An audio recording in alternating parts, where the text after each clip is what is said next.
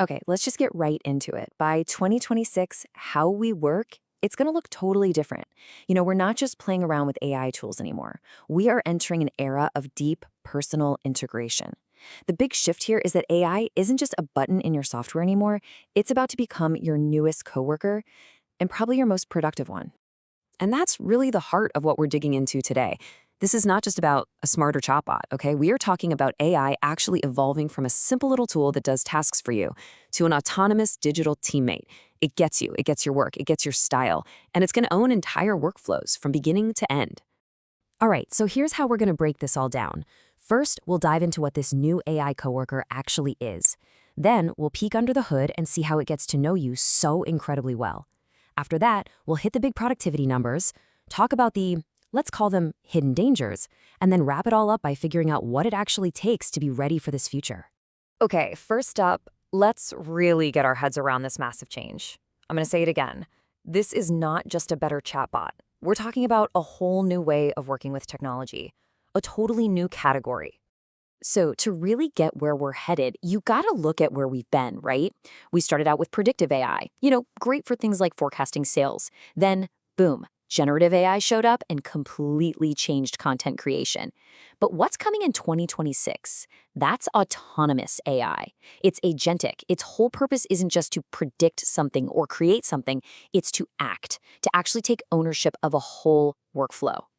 So what does agentic AI actually look like in the real world? Okay, picture this. You tell your AI, hey, plan a launch campaign for our new product.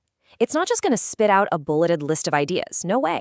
It's going to go out, research your competitors, draft the ad copy, literally schedule the social media posts, and then analyze the results. And it does all of this on its own.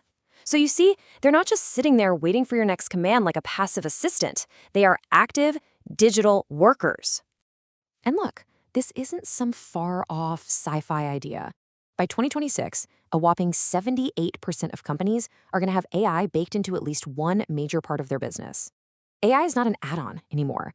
It's basically becoming the default setting for how work gets done. Period. Okay, so the big question is, how does this AI become so you? How does it go from being just a generic tool to being your digital twin at work? Let's get into the architecture that makes it all happen. It really boils down to three key things, three main pillars. First, it learns how you work, your habits.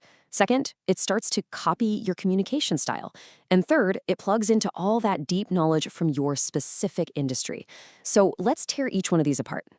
All right, pillar number one is all about getting in sync with your daily rhythm. It actually learns your behavioral patterns to keep you focused and, honestly, to help you avoid burnout. Think about meetings. It can handle all the notes and summaries, saving the average person more than 26 minutes every single day. And because it can process just an insane amount of information instantly, it finds whatever you need exactly when you need it. No more digging through folders. Okay, next up, the AI learns to talk like you. Or, well, write like you. And this is so cool. It's not just about the words you use. It's about your personal vibe. It picks up on your unique voice, your tone, all those little subtle things that make an email from you sound like it's actually from you. I mean, this is a massive jump from where we were just a little while ago. Before AI was just, filling in blanks on a template. The result was always super generic. But now, using this thing called linguistic mirroring, it studies how you've written in the past to create what's basically a linguistic twin. It really captures your style.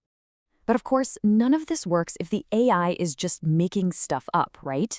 It has to be accurate. And that's where pillar 3 comes in, domain expertise. And the engine behind this is a tech called RAG 2.0. The easiest way to think about it is this. It's like giving the AI an open book test. And the book? It's all of your company's private, trusted data. So instead of just guessing, it first looks up the facts in your data. This grounds its answers in reality and, you guessed it, slashes the number of errors and hallucinations. And this gets even more insane when you specialize it for different industries. Like in healthcare, you've got models trained on clinical conversations that are cutting error rates by 70%. That's huge. In finance, they're using them for really complex forecasting. And for lawyers, they're automating all that boring manual research. The AI literally speaks the language of your job. Okay, so all of this sounds super impressive, but what does it actually mean for the bottom line? For productivity? Let's crunch some numbers and see how this stuff is really turbocharging the workplace. The results we're seeing are honestly pretty staggering across all kinds of different jobs. Software devs, they're seeing a 56% boost in speed.